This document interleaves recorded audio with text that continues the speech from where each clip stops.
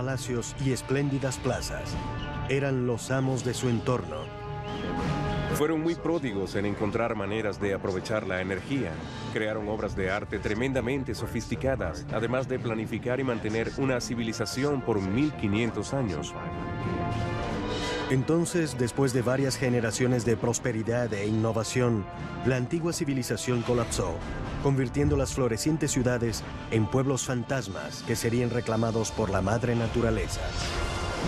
Siglos más tarde, las respuestas a los misterios que rodean a este majestuoso pueblo y a los divinizados reyes que lo gobernaron cuentan una historia de conquista, ingenio y desastre.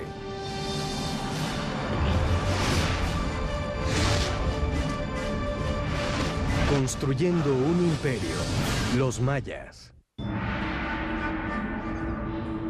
Año 869, en las planicies de la selva guatemalteca. Los mayas se están desesperando. Los alimentos y el agua potable están menguando. Miles de personas se están muriendo de hambre. La desnutrición y las enfermedades están asolando a la población. Los mayas ya no confían en sus gobernantes divinos para que apacigüen a los dioses. Los conflictos políticos azotan los reinos, y una a una, las grandes ciudades-estados son abandonadas. La antigua civilización maya se está desmoronando. Una ciudad tras otra, un área tras otra comienzan a caer. Las ciudades son abandonadas, los reyes desaparecen, y lo que ha sido la clásica cultura maya, en verdad, llega a su fin. ¿Qué pasó con este gran pueblo? Incluso hoy, los estudiosos siguen perplejos. Sabemos que la gente comenzó a desaparecer. La pregunta es, ¿cómo sucedió esto? La respuesta puede encontrarse en unos complejos jeroglíficos conocidos como el Código Maya. Un jeroglífico es una compleja manera de transmitir toda la información que los mayas pudieran pensar o expresar. Y es el único ejemplo en las Américas de un sistema de escritura complejo y completo. Hoy, estos crípticos símbolos revelan una historia de guerras brutales, gobernantes que superan la realidad y el apogeo y caída de un enigmático pueblo. Hola, soy Peter Weller. Estoy en la cima de este hermoso templo en la profundidad de la selva húmeda del sur de México, cerca de la frontera con Guatemala. Y este es el corazón de la antigua civilización maya.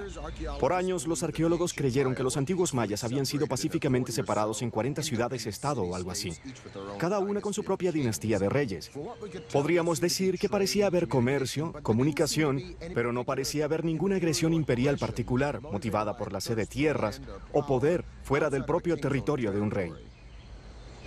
Pero en el último medio siglo, estas teorías han comenzado a enfocarse en una historia distinta, porque los jeroglíficos como este, restos del avanzado sistema de escritura de los mayas, describen una imagen distinta. Las delicadas y sensibles ideas de la nueva era, surgidas en los años 60, que hablaban de un pueblo amoroso y gentil, han sido rápidamente reemplazadas por una realidad mucho más compleja de ciudades-estado, enfrentadas en sangrientos choques. Y ahora tenemos evidencias de que las brutales batallas y sacrificios humanos eran componentes fundamentales de la vida entre los antiguos mayas.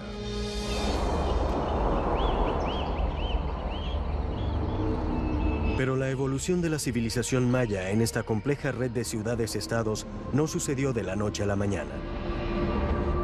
La cultura maya surgió probablemente unos 2000 años antes de Cristo. Para el año 500 a.C., la población estaba en su apogeo y las pequeñas comunidades se estaban convirtiendo en los primeros grandes sitios mayas localizados a lo largo de América Central. Los reinos completamente organizados dominaban la región para el 250 de nuestra era, con poderosos gobernantes al mando. Había poderosos gobernantes que estaban en competencia entre sí, y a veces estas competencias llevaban a la guerra. Para los mayas, las guerras guiadas por los reyes se libraban en nombre de los dioses.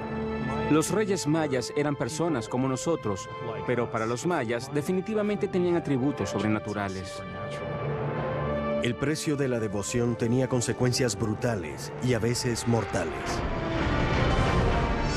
La gente tenía una deuda de sangre con los dioses. No era que no tuvieran mucho aprecio por la sangre o la vida humana. Por el contrario, la sangre y la vida humana eran lo más precioso y lo más sagrado que pudiera ofrecerse a los dioses para saldar la deuda de sangre en que se incurrió durante la creación. El derramamiento de sangre y el sacrificio humano dominaban el pensamiento estratégico de los reyes. Ellos escogían a los aliados y atacaban a los vecinos teniendo en mente apaciguar a las deidades y permanecer autónomos. A diferencia de Roma, en el caso de los mayas, no estamos lidiando con un imperio. En vez de eso, nos encontramos frente a una serie de reinos rivales.